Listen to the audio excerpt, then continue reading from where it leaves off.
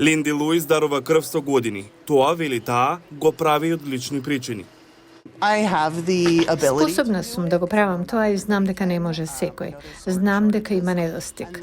Порано во моето семејство имало случаи на рак, а донирањето од тромбоцити им помага на пациентите со рак, така што тоа можам да го правам за да им помогнам на луѓе, дури кои не ги познавам. Луис поминува околу 2 часа дарувајќи крв. Вели тоа е доволно време за да се опушти и да гледа филм. Но таа е една од ретките луѓе во Центарот за дарување крв. А според Црвениот крст на САД, бројот на крводарители достигна рекордно ниско ниво во последните 9 децении. Од пред 20 години крводарителската популација е намалена за 40%. Порано имавме близу 4 милиони, а сега нешто повеќе од 2 милиони. Многу од тоа е поврзано со пандемијата, кога училиштата беа затворени и бизнисите не беа оперативни. А моментално тоа е така поради временските услови низ целата земја, како и сезонските болести. Обилните снежни врнежи, поројниот дожд и торнадата што ги зафатија САД, предизвикаа многу потенцијални донатори на крв да ги откажат своите термини, велат представниците на Црвениот крст на САД. Ситуацијата може да се влоши поради сезонските болести, како грипот и враќањето на ковидот. Моментално најдна потреба е за тромбоцити, како и крвната група нулта, позитивна или негативна.